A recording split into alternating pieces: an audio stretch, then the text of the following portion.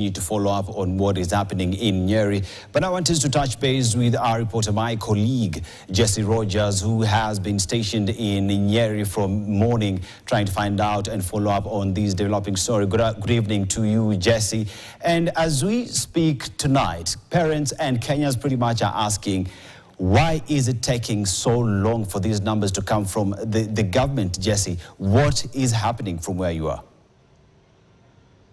Well, Aseto, we're coming to you live from Nyeri County, the county that is hosting Hillside and Arusha Academy. And I must say, from what we gathered there, a cloud of uncertainty is gathering, even as parents are waiting with bated breath for more information. Let's just start with what we were able to establish. And I know you just raised that point of the slow flow of information. I'll be getting to that in just a few. But it's proper to establish that as of right now, the cause of the fire is yet to be established, with the relevant authorities trying to call for patience and adequate time as they conduct the preliminary investigations to substantiate what exactly caused the fire.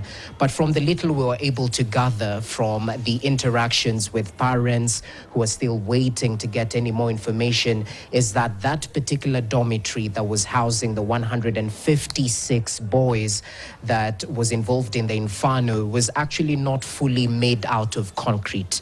Mind you, it was halfway made out of wood, then the bottom half was made out of concrete, including the foundation. So these are some of the issues we'll be trying to look at to ascertain if truly the safety standards were upheld in that particular institution. Were there any other things that the relevant authorities, including the school management, would have done to ensure the safety of these young learners? So we've been able to establish that it was not fully made out of concrete, that particular dormitory. Equally, interactions with some of the young students who were able to survive that inferno, because some of the parents equally brought the young ones. And according to the parents, they mentioned that this particular point stood out, that according to some of the pupils who were trying to make their way out of the dormitory on Thursday night during the inferno, one of the emergency doors was actually locked from outside. Now, according to the parents, the matron usually stays with the girls and the girls' side of the dormitory, and the boys are taken care of by a watchman. According to that particular parent, from what they gathered from their learner, the student who was able to survive, is that that particular watchman perhaps was a persona non grata. He was no-show during that particular incident. So these are questions that we'll continue following up on to see the issues that were raised in terms of securing the lives of these young students. So apart from the dormitory and the emergency door being locked from outside, we were able to substantiate from the Cabinet Secretary of Education, Julius Migos, who made his way to Hillside and Arusha, that the spacing between the beds were truly 1.2 meters, even as investigations are ongoing, though we haven't been able to establish if there was truly a case of overcrowding within that particular dormitory. Remember, that dormitory was housing all the 156 boys, but according to the numbers we've gotten so far, 21 total deaths have been reported. 19 bodies were recovered from the scene of the inferno at that particular dormitory, with 2 additional deaths occurring in hospital. So those are the numbers we've been able to substantiate so far. But the crack of the matter is, remember yesterday, Deputy President Rigathi Gachagua mentioned that up to 70 learners are yet to be accounted for. And we heard from the PS Education, Belio Kipsang, calling upon parents and guardians who might have picked a couple of children to return them so that they can be accounted for, each and every one of the 156 boys to be accounted for. According to preliminary figures released by the government, it shows that 139 out of the 156 boys were actually accounted for. So we are dealing with a figure of 17 who are yet to be accounted for. And perhaps those account for the numbers of parents we actually saw there waiting, anticipating for any flow of information, which, as you rightly put, Aseto, the flow of information is quite slow. And the parents pointed this out. They were urging for more details details to be released so that they can be able to plan the way forward. So according to the government, they mentioned that the DNA analysis is set to be conducted as of Monday, when the 3 days of national mourning will be kickstarting. Narumoru Hospital will be the scene of the DNA analysis starting Monday.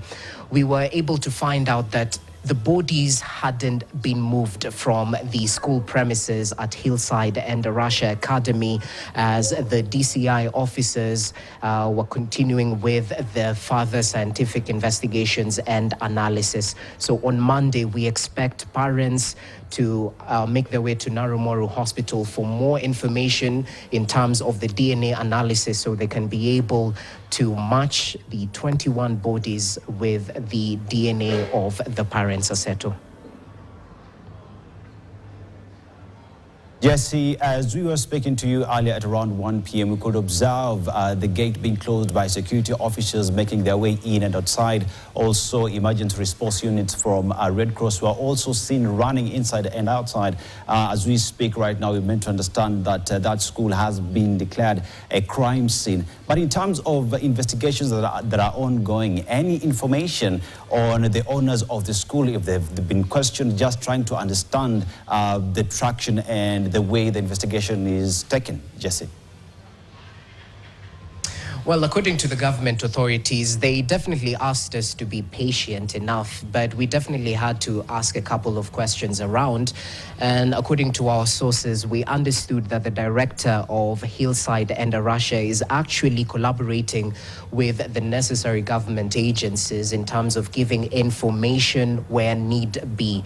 So in terms of the process, when it comes to investigation, is currently ongoing. And what they were urging for from the parents, from us members of the Fourth Estate, and equally Kenyans at large, is patience, because the scientific process, analysis, DNA analysis, might actually take some time. It's a lengthy process, but understand this is definitely a delicate balancing act, because the parents outside, mind you, the parents, most of them were not allowed within the school premises today. As you've mentioned, it's been cordoned off as an active crime scene. So even as we made our way to the particular institution, the doors were locked. They were only opened for government leaders. Equally, they were opened for the DCI officers, police officers, and whatnot. But members of the Fourth Estate were told to wait outside since it's an active crime scene.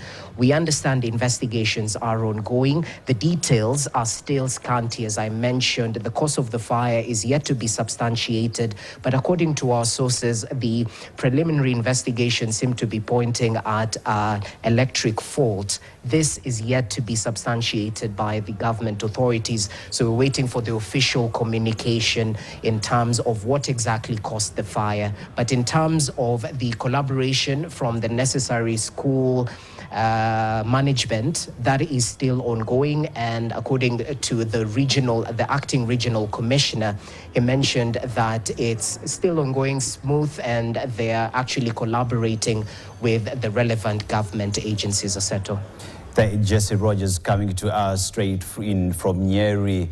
As it brings us up to speed on what is going on the ground. We are keeping tabs on that developing story. Be sure that KTN shall be bringing you the very latest as the day progresses. We understand that psychosocial support equally is being given and offered to both the students and the parents there, and even the community, those from the church who rushed to the scene of crime in making sure, the scene of the accident rather, in making sure that the students, the pupils,